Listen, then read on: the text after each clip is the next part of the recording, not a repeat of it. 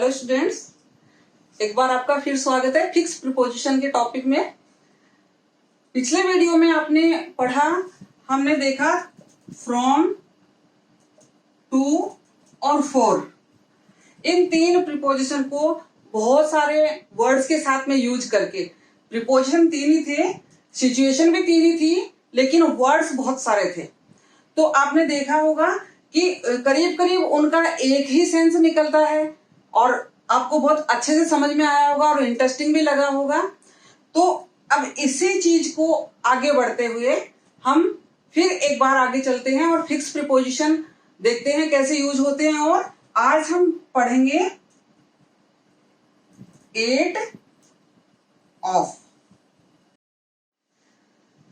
कुछ वर्ड ऐसे होते हैं जो अभिमान प्रकट करते हैं या कोई दिखावा प्रकट करते हैं या द्वेष प्रकट करते हैं। तो जो ऐसे शब्द होते हैं उनके साथ में हम क्या लगाएंगे? सबसे पहले तो हम उन शब्दों को देखें, जैसे प्राउड। प्राउड किस लिए यूज करते हैं हम? अभिमान प्रकट करने के लिए। बोस्ट, बोस्ट किस लिए? कोई सेखी बगाड़ता है, दिखावा करता है तो उसके लिए। ग्रीड, ग्रीडी शब्द किसके लिए यूज होता है? लालच के लिए। और एनवियस किसके लिए? ईर्ष्या के लिए। तो इस प्रकार के जो शब्द होते हैं उनके साथ में हमेशा हम कौन सा प्रीपोजिशन लगाएंगे? Of. Proud of, boast of, greedy of, envious of. जैसे कि she is envious of my success. Of, envious. Envious के साथ हमने क्या लगाया? ऑफ लगाया। Do not boast of your learning. अपने ज्ञान की ज्यादा सेखी मत बघारो। तो जब भी कभी हमें बोस्ट यूज करना है तो बोस्ट के साथ क्या यूज करेंगे? ऑफ यूज करेंगे। ऐसे ही प्राउड वर्ड कहीं आ गया, Raju is proud of his wealth. Proud of. तो इन सब के साथ में हमें क्या लगाना है? ऑफ लगाना है, ये ध्यान रखेंगे। कुछ और वर्ड भी होते हैं जैसे फॉन्ड ऑफ, किसी चीज का शौकीन होना, बहुत ज्यादा चाहना, किसी चीज को बहुत ज्यादा लाइक करना, तो वहां पे हम फॉन्ड ऑफ यूज करते हैं। फॉन्ड के साथ भी हमेशा ऑफ यूज होगा।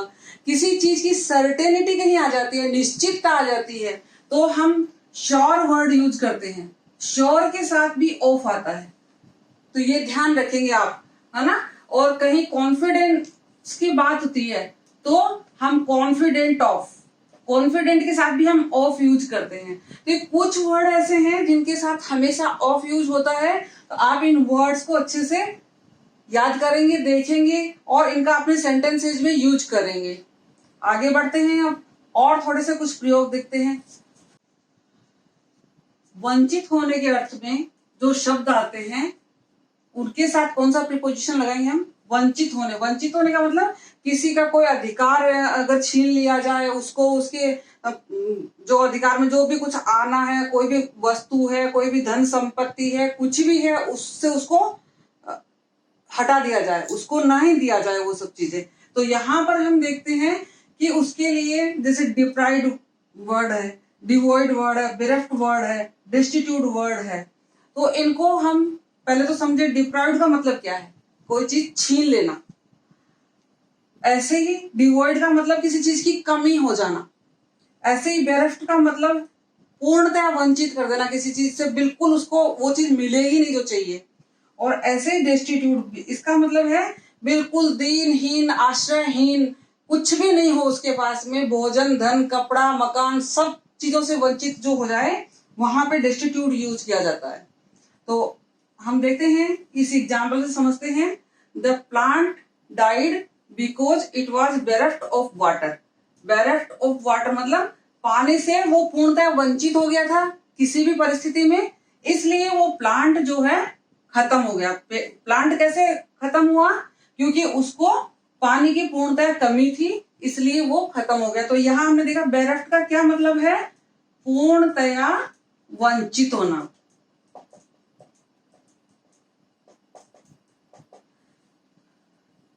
Second example, migrants are often destitute of all their possessions.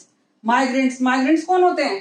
जो एक जगह से दूसरी जगह जाते हैं, स्थान परिवर्तन करने वाले लोग, तो वो लोग अक्सर, ऑफन आपने पढ़ा होगा ना पहले, अक्सर क्या होता है, अपने जितनी भी उनके पास में धन संपत्ति, जो भी उनके अधिकार में कोई चीजें होती हैं, उन सब चीजों से वो वंचित हो जाते हैं, घर भोजन सबसे वंचित हो जाते हैं, वो दिनहीन अवस्था में आ जाते हैं।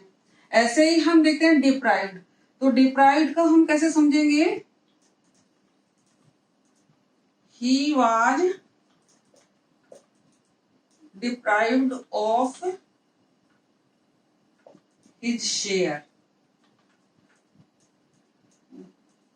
वो अपने हिस्से से वंचित था, उसको उसके शेयर की का जो कुछ भी मिलना था वो नहीं मिला था।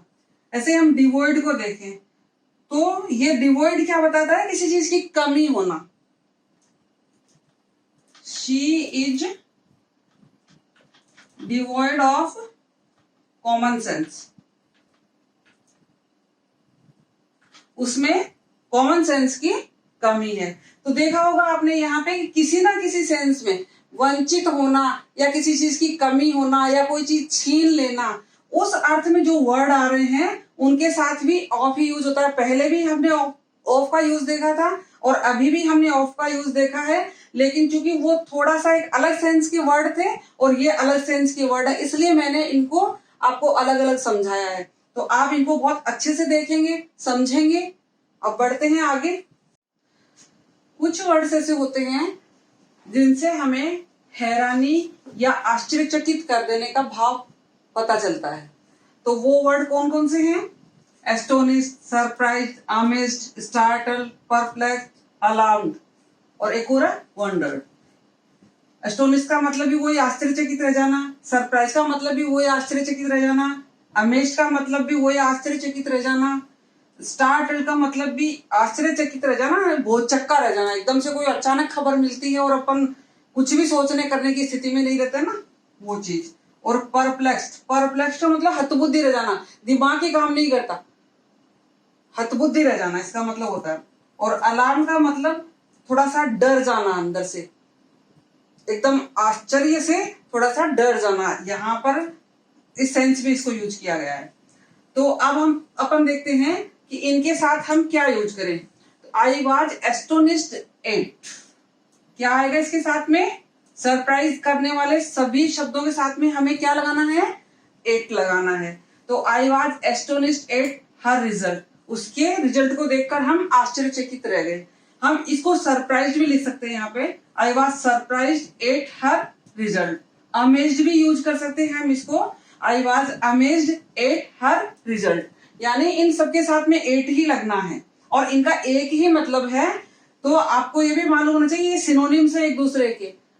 आगे कहीं आपको वोकेबुलरी की जरूरत पड़ेगी, कहीं सिनोनिम्स ढूंढने पड़ेंगे, तो ये भी आपको पता पड़ना चाहिए कि ये एक दूसरे के सिनोनिम्स भी हैं। I was startled at his sudden entry, उसके अचानक आने से मैं बहुत चक्के सी रह गई। स्टार्टल्ड का क्या मतलब है? वो चक्का रह जाना। क्या लगता है इसके साथ? एट। और she was alarm at the sight of a snake, snake को देखकर एकदम डर से चौंक सी गई। तो यहां पर भी वो ही चीज आ रही है, अलार्म के साथ भी क्या लगता है? एट लगता है।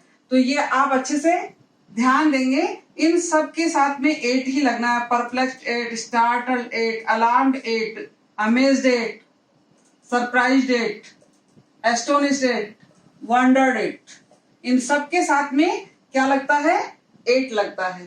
तो बहुत सारे वर्ड्स आज नए नए सीखे हैं आपने, इनको सबको अपने सेंटेंसेस में यूज करना और इनका रिवीजन करना बार बार, ताकि ये वर्ड्स भी आपको याद हो जाएं और ये प्रीपोजिशन का यूज भी आपको याद हो जाए।